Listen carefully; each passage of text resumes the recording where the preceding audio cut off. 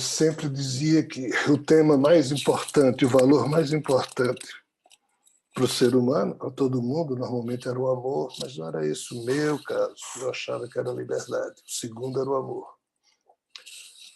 Até porque, na hora em que a gente descobre que é amor perfeito, às vezes não é fruto de opção, é fruto de algoritmo que obriga a perfeição. E até esse ponto nós humanos um dia teremos que caminhar. O amor, então, de quem não é perfeito, que foi obrigado a morder do fruto da imperfeição e ainda assim opta por amar, mesmo com todas as imperfeições do mundo impedindo. Talvez um pouquinho desse amor difícil valha bem mais do que um montão desse amor fácil da perfeição. E a liberdade é algo que não existe no algoritmo da perfeição, porque o perfeito já é. Então, se ele foi incriado, eles não tendo tido início, eu estou falando aqui de quem? Do ele. Ele quem? Aquele quem? Deus, o incriado, esse Deus perfeito. Quem sendo perfeito e não tendo sido criado já é perfeito de todo sempre, portanto só conhece a perfeição. Qual a liberdade dele em não ser perfeito? Então, se a gente sair aplicando essa questão da liberdade, por isso eu considero o tema mais importante da existência nossa, o amor é um produto do processo, penso eu, é talvez a contraparte mais importante da liberdade, porque o amor é que nos ajuda a fazer bom uso da liberdade. Não pensem que Hitler não se permitiu a liberdade de se tornar um monstro. Não pensem que os monstros da humanidade nasceram monstros. Eles tiveram que fazer o mau uso da opção do psiquismo. E também não é só num momento, são vários momentos construídos ao longo da vida. Então, pessoal, o preço da liberdade é algo que eu só posso, sobre esse tema, teorizar. Eu não tenho vivência prática. E, repito, acho que poucos seres humanos têm. Ainda que nas situações, às vezes, mais simples, que um amor de mãe, um amor de pai passa, perante outros convites que a vida faz e a gente abre mão daqueles convites para abrir mão da liberdade de ser isso, aquilo, para poder se adequar a um compromisso, a uma questão de honra já assumida, ou para cuidar de um familiar, ou de um filho, ou de um familiar doente. Então, há muitas formas da gente pagar preço. Mas, infelizmente, no mundo em que nós estamos agora vivendo, eu não sei quantas pessoas livres, e aqui eu vou deixar um pouco de lado a questão, o preço da, e vou falar mais da liberdade, mas depois faço um link com o preço. Eu já nem sei como é que num mundo onde eu me dou a liberdade de inventar uma mentira, uma narrativa, um fake, para distorcer um fato,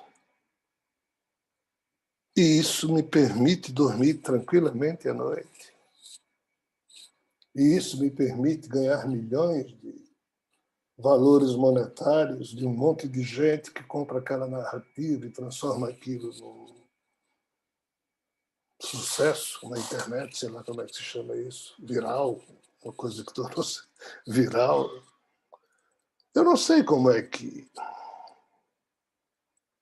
na campanha norte-americana aproxima-se 200 mil pessoas mortas e a turma da Breitbart, que trabalha na campanha de Trump, coloca Marx matou mais de 100 milhões. Coitado de Marx. Mas aparece lá, de vez em quando, esse número para exatamente a turma que vota em Trump esquecer dos 200 mil americanos que morreram e fixar no 1 milhão que Marx matou, nos 100 milhões que Marx matou. Né?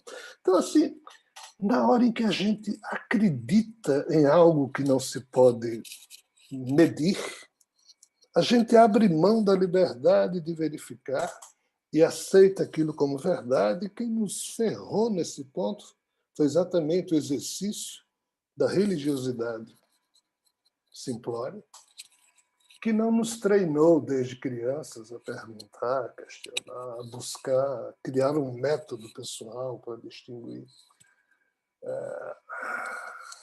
o que nós deveríamos nos alimentar ou não, guardando no nosso psiquismo aquilo que a gente pode entender como sendo os elementos que colecionamos para a compreensão da realidade. Mas se você só tem narrativa, é impressionante. Ontem eu cheguei, eu dirigi de Natal a Maceió, cheguei no fim de tarde, no Hotel Ibis de Maceió,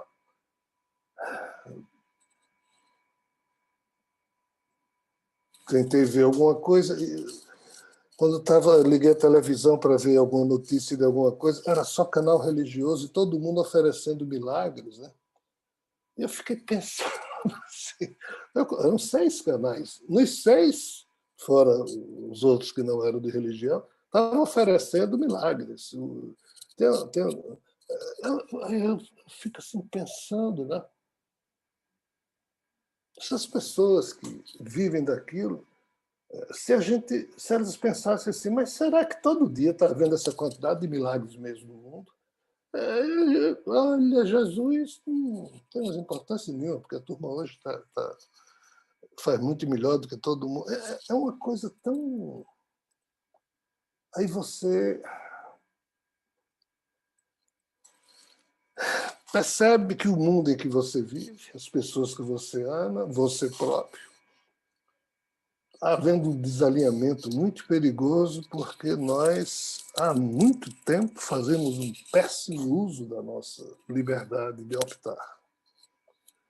A primeira opção é: nós não optamos por sermos esforçados, nós optamos por sermos minimalistas.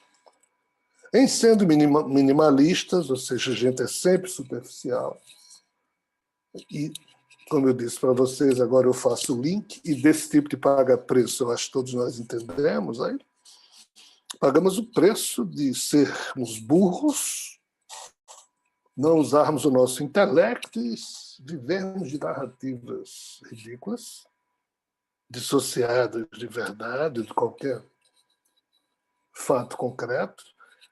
Existe a interpretação. Diante de um fato, pessoas podem ter interpretações diferentes, e tudo isso é honesto. Não estou dizendo isso. Mas o que eu estou dizendo é você criar friamente uma história paranoica, sei lá, um troço qualquer, e o mundo inteiro mergulha nisso. Então, essas igrejas, ontem, tiveram a certificação de que cerca de 1 bilhão de reais de débitos que elas têm com o fisco foram perdoados, porque o Congresso Nacional, com exceção de basicamente 2 partidos, o Partido Novo e o PSB, todos os demais, inclusive o PCdoB e PT, votaram em benefício do perdão a esse tipo de dívida. Né? E que tipo de liberdade temos nós ainda para exercermos alguma força contrária ou favorável a esse tipo de coisa? Né? Sinceramente, eu penso que pelo fato de termos optado pelo minimalismo, ou termos sido condicionados a isso, nós abrimos mão, sim, da maior liberdade da gente, que é de se vigiar para se manter livre. Nos esquecemos de fazer isso. E a humanidade toda, do tempo em que nós vivemos, sucumbiu. Não tem mais tico-teco, os neurôniozinhos vigilantes que optam por serem livres e não, eles já são agora vítimas do viés da confirmação, só escuta aquela narrativa que pacifica o organismo físico no qual eles estão presentes. Então, assim, o preço do mau uso da liberdade que a gente fez lá atrás, enquanto humanidade, ainda que fomos condicionados a isso, é exatamente a quantidade de sofrimento e escândalos que hoje nós sofremos por não termos usado a nossa liberdade para sermos um pouquinho diferentes do que somos hoje. Medíocres enquanto família planetária, na minha opinião. Mas mesmo medíocres, nós somos ismos. Nós somos capitalista, socialista, comunista, monarquista, somos lulista, bolsonarista, somos espírita, ismo para cá, ismo para lá, e o ismo também não nos convida à liberdade, ao contrário, o ismo nos convida que a gente se enjaule nos limites do que aquele ismo. Então, nós cobramos dos outros, né, aquilo que deveríamos cobrar de nós mesmos. Afinal de contas, o que é que diabos eu fiz para chegar nesses tempos atrás? E, não, mas eu sempre fui oposição. É ridículo pensar que usar a liberdade, ou fazer bom uso da liberdade, é ser do contra. Não necessariamente. Se eu pudesse brincar, eu diria que eu conheço vários espíritos que, desde que eu os conheço, nascem outros, são sempre do contra e nunca fizeram porra nenhuma de útil. Outros, que são presos a ismos, disso e aquilo, e corrompidos, até fazem. Então, só jogar pedras, só ser contra, só... não é essa a questão. É necessário arte. A liberdade, penso eu, nós precisamos desenvolver em nós a arte de saber dela fazer uso. Quem não sabe, quem nunca treinou, quem nunca foi a fundo, tem que ser um pouco apolíneo. Tem que ser um pouco submetido a disciplinas, tem que ser um pouco rebanho. E todos nós devemos ter um pouquinho disso na gente. O problema da humanidade é que ela só tem isso. Há uma minoria que é dionisíaca. Aí alguns porra loucas se esquecem de ter um pouquinho do aspecto apolíneo. Aí também são contra tudo e todos e vão, e não saem do canto, nada fazem. Então, é uma arte difícil. A arte de perceber o valor da liberdade, de perceber quão importante ela é, de saber abrir mão dela em nome de outros conceitos supremos importantes da vida, que naquela fase da nossa existência, ou naquela vida, às vezes a gente, entre aspas, já nasce meio que propenso a deixar de lado a perspectiva de um uso de uma liberdade mais ampla em benefício da convivência com figuras que a gente ama, ou que a gente precisa estar com elas. Né? Mas que todos nós possamos caminhar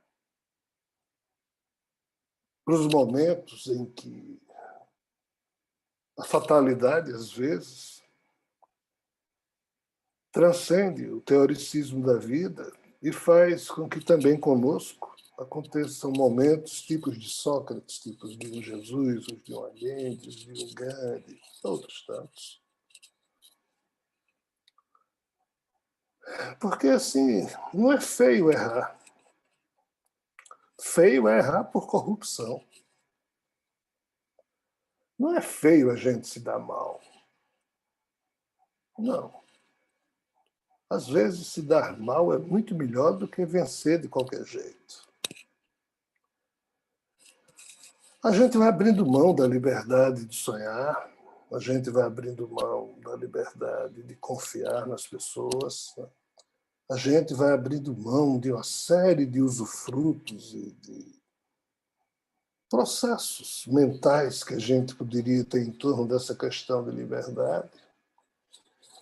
E a gente se aprisiona na pequenez do que, às vezes, a vida parece que nos convida a assumir aquele pequeno, nos diminuirmos para não criar problemas ao nosso redor. As coisas não são fáceis. Então, pessoal,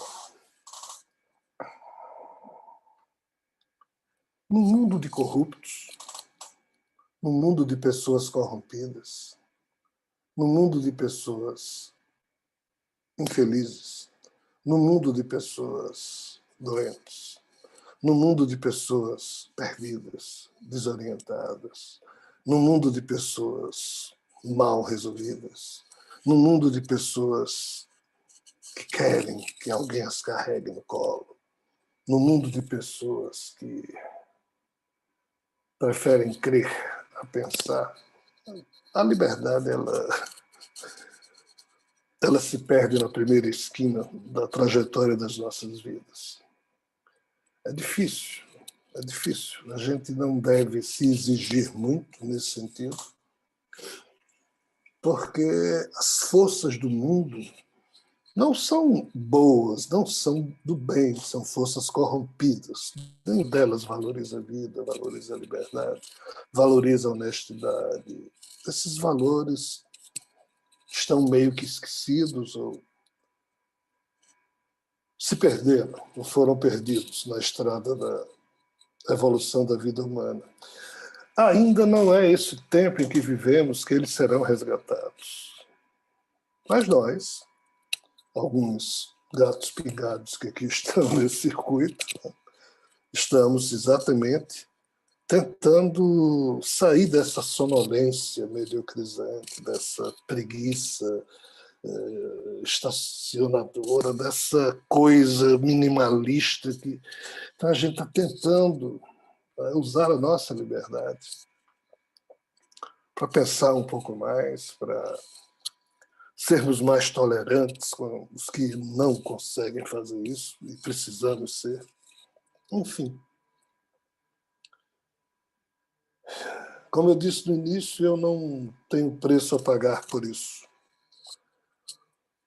Em termos de testemunho pessoal, eu apenas posso dizer a mim mesmo que eu tentei honrar os momentos em que, sem que eu planejasse, a vida me cobrou um preço por usar a liberdade dessa ou daquela forma, e eu assumi, pago o preço, paguei. Isso não me tirou e nem me tira nada. Ao contrário, acrescenta experiência, mas não muito mais que isso. E é isso que eu digo a mim mesmo e é isso que eu digo a quem tem o azar de me escutar. Nós temos que colecionar as experiências da vida, mas sem grandes dramas. Nós temos que observar os fatos da vida e a gente se vê errando, se vê acertando, mas não há ninguém que não erre. Todos nós erramos e acertamos. O que vale é a nossa resultante. A resultante entre as coisas complicadas e coisas agradáveis que fizemos. Lá na frente, lá na frente, nós poderemos usar amplamente a liberdade que temos, mas essa liberdade que nós temos jamais está escrita bioquimicamente no nosso corpo. Os 28.869 genes do código do Criador, que são os responsáveis pela mixagem do retrato da face humana, eles não permitem a liberdade. Eles permitem alguns tipos de liberdade. Não pensemos nós que, mesmo com os exemplos de Jesus, de Gandhi, de Sócrates, a gente conhece. Liberdade e o preço que se paga por querermos ser livres no mundo onde tudo convida a que a gente fique enjaulado em algum ismo, nisso ou naquilo. Nem no paraíso, penso eu, nem nessa obra desgraçada na qual vivemos, existe liberdade. Talvez num outro setor da vida eterna a ser construído, ali a gente venha a entender o que diabos é liberdade. Mas, por enquanto, nós vivemos só as reações de alguma ideia maluca que um dia alguém teve de criar uma estranha dicotomia chamada perfeição e liberdade. Por que é estranha dicotomia? Porque deveria ser perfeição e imperfeição, para que o conceito de dicotomia fique bem aplicado. Mas, na verdade, essa coisa toda parece ter começado porque alguém quis saber o que seria diferente da perfeição. E esse querer saber é o que a gente chama de liberdade. Só que de lá para cá, tudo o que aconteceu é mera reação ao jogo de dados que foi promovido para tentar se rearrumar a situação que implodiu na época. Então, nós não estamos vivenciando liberdade. Nós estamos naquilo que pensamos ser a liberdade que enxergamos. A gente está só reagindo ao caos. A gente está só pagando preço pela estupidez alheia de quem transformou o meio em que vivemos numa matrix e tenta nos usar como peões de um jogo matriciado, mas a gente adquiriu, entre aspas, liberdade de não obedecer às regras, mas ainda assim a gente é o tempo todo instigado a termos inclinações, impulsos que tolhem a liberdade. Então, mesmo a gente pensando que age na segunda, terceira versão, quarta versão do psiquismo, até lá, esses nossos brothers aí tentam estragar a nossa noção de liberdade, impondo o complemento da base que nós já temos doentiamente no nosso corpo e no nosso espírito, pela infecção. Então, entendam, isso não é liberdade. Concluo dizendo que se alguém um dia souber falar sobre o preço da liberdade, é porque esse alguém, finalmente, enquanto espírito, descobriu o puta preço que se paga por fazer o favor divino, que cada consciência espiritual está ofertando a Deus, o charmoso, e a esses seres infelizes que se têm como deuses menores.